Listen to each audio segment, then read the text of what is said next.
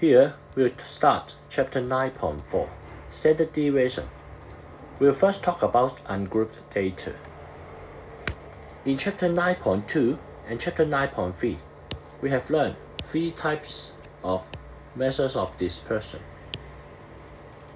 which are range, IQR, and Box and whisker diagram. So, for the range, you only need minimum and maximum to find it. For the IQR, you need Q1 and Q3 to find it. For box and whisker diagram, you need the minimum, maximum, Q1, Q2, and Q3 to find it.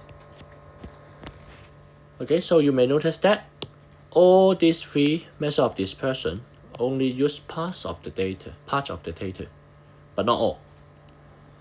Okay, so today we are going to introduce one measure of dispersion. We take all the data into account, which is the standard deviation. Okay, first, you may notice the formula is actually quite complicated.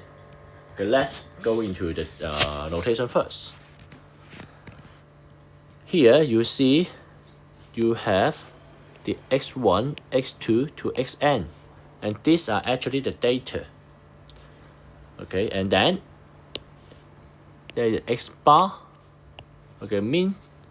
Okay, is the mean of the data, and the capital letter N is the number of data. So let's look how to interpret this formula. You will see, for example, the first one, x1 minus x bar. Actually, it is talking about the difference between the first data to the mean. And then we take the square. So if the data is very close to the mean, then this number is small. And if the data has a large difference to the mean, then this number is large, right? So you just imagine if all the numbers are close to the mean, then the standard deviation will be small. It means it is, okay, the dispersion is very small, right? So smaller SD, okay, means smaller dispersion. Okay, and similarly, okay, you will get, if the standard deviation is large, then you will get a larger dispersion.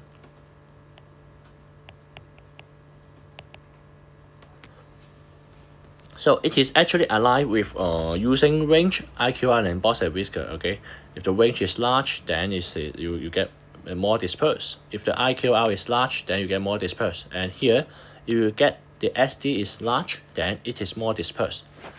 Okay, so now we are going to show you how to do the questions. Okay, including this. But actually in Hong Kong DSE, we seldom use this formula. Okay, although we need to understand the formula.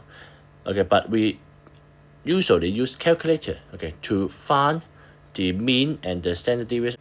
I will now show you how to use calculator. Here I will show you how to use the calculator to find the mean and the standard deviation of a set of data. Let's try to do example 9.8. Now you see in the questions there are 6 data. So we can find the mean and the standard deviation by inputting these 6 data into the calculator. Before that, we need to do some setup in the calculator. In your calculator there should be a button mode. So you press this button twice. You will see SD. So you press 4, then SD should appear in your screen. Then now you are in SD mode already. As there may be some data stored in your calculator before, then to play safe, we try to clear the data in the installed. Okay, so Shift 9, and then you press 1, means statistic. So are you going to clear the statistic? Then you press execute, and data clear. So now there are no data in your calculator stored. Then we can start to input the data. So the first is 200. How to input? you press 200 and then press this button ampersand, then the first is entered, and then you want to enter the second one, 340, and then ampersand again. Let's try to input all the data.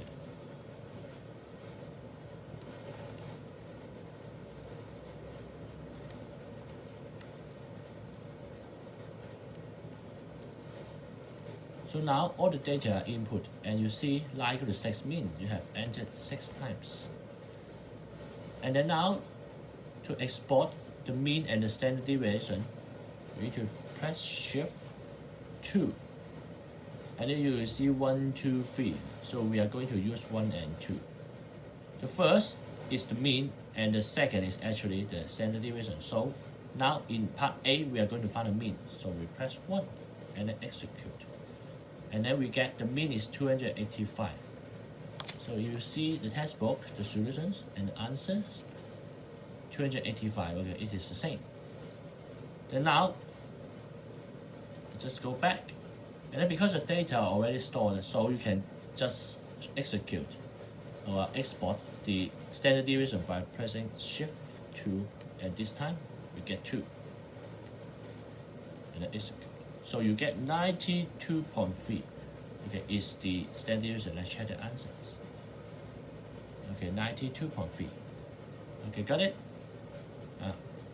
Please remember the steps of using the calculator to find the mean and standard deviation. It is very useful in Hong Kong DSE. Now, I think you should be more familiar with using the calculator to find the mean and standard deviation.